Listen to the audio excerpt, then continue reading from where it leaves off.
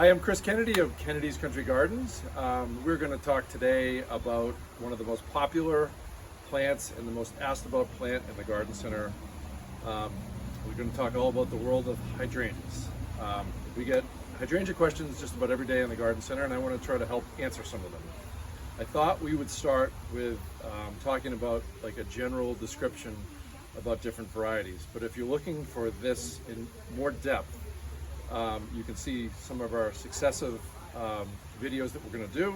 You can also check out our blog on our website. So if you Google Kennedy's Scituate, you can go to the top and click blog, and below the blog you scroll down and find the one that has hydrangeas on it. Click on that and it will give you all of this information that we've compiled over the years in one place. So I hope that's an easy thing. So let me just tell you about some of the very common varieties of hydrangeas.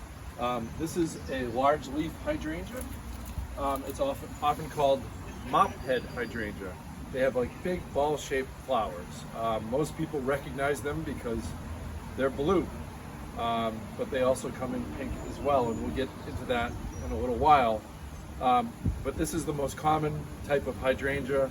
Hydrangea macrophylla is what it's called botanically, but the mop heads like to be in morning sun and afternoon shade, if that makes any sense. If they get too much sun in the afternoon, they really wilt. So we recommend that you plant them east facing, which means you're facing the ocean. So if it's your house, the sun comes up in the east, it gives it sun in the morning, and in the afternoon it gets shaded. Okay? So this is Endless Summer. This is another really beautiful blue one. This is one called Summer Crush. This one happens to be a variety that is usually pink, but that standard kind of normal ball-shaped flower. Within the macrophylla type hydrangeas, the large leaf hydrangeas, we also have lace cap varieties, and this kind of means it doesn't have that big round ball. It just has a flatter flower with some open petals on the outside, and these little flowers in the middle, they do open, but they're not as pretty. But it gives you a different look, and if you have mop head hydrangeas in your yard, you may want to experiment with some lace caps. So that's an interesting one. There's also a series of, this is another lace cap type, but it's a different genus and species. I mean, it's a different species. It's Hydrangea serrata instead of macrophylla. It's really tough to know the differences between the two. And then these, you really almost need to read the tag. So this type of hydrangea is considered to be one of the toughest ones that of the blue type of hydrangeas. They're really tough. So they might be able to take a little bit more sun. They might be able to take a little bit more neglect, because typically hydrangeas, they do wilt a little bit. And they might need a little bit extra water. So this one might be a little bit tougher for those folks who can't do that as much. And then I wanted to mention the smooth hydrangeas. They're Hydrangea arborescens. Now, this type of hydrangea is much more sun tolerant, okay? These smooth hydrangeas, not exactly sure what they call them smooth because the leaves look similar, but I can tell a difference. I don't know if you can, but sometimes the foliage is a little bit paler in color, but they also come in lace caps and the ball-shaped mop head type flowers. But like I said, they take a lot more sun than the typical blue large leaf hydrangeas. So you can plant them in all day sun, and as long as they're watered properly, they really don't wilt anything like these do. This is a mature one that we have planted over here. This one's called Incredible. The most popular one, or the old-fashioned variety, is called Annabelle, okay? And what's nice about these is if we have a really cold winter, or they die back, or if your husband or spouse or whatever cuts the plants way back, they will still bloom almost no matter what kind of winter or what kind of pruning you do. So this is a great plant, very reliable, blooms almost every single year. I really don't see many years where these don't flower. There are years where your typical blue hydrangeas don't flower because of either cold or how someone has pruned them. So this is a really good one for lots of sun.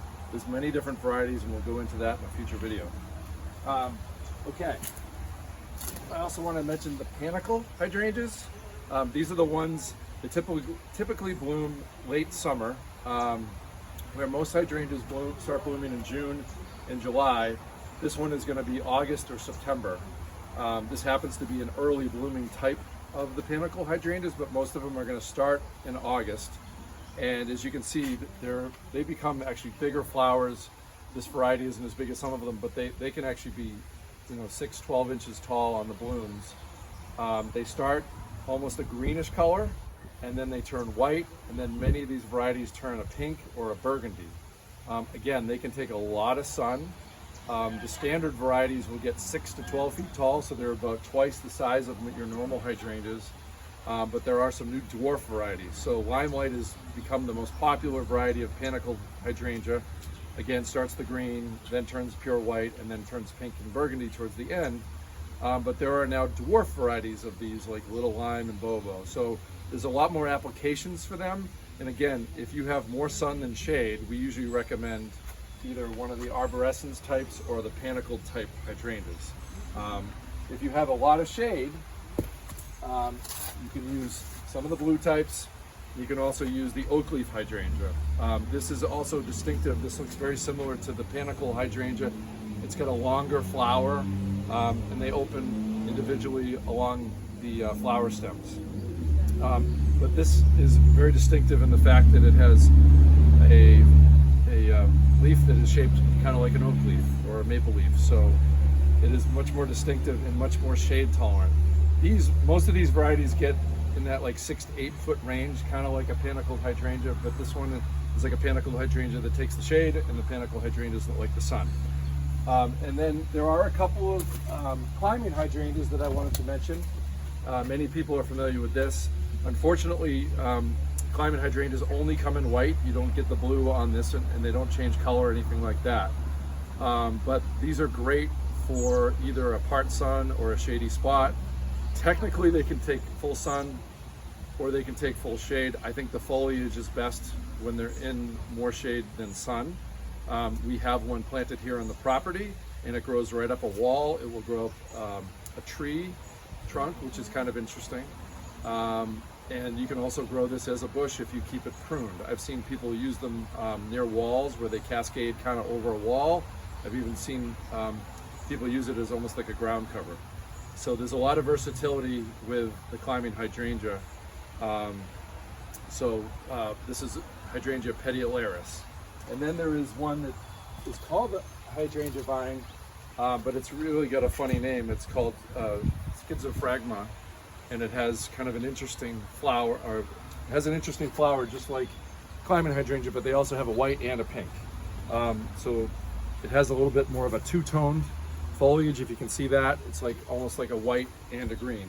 This also is great for climbing up trees to give if you have a tree that doesn't have great bark, this one will kind of go up 10 to 12, 15 feet and make a tree look interesting in your yard if you're looking for something different. It will also grow up trellises and arbors and things like that. Okay, so that's the general overview of the different types of hydrangeas.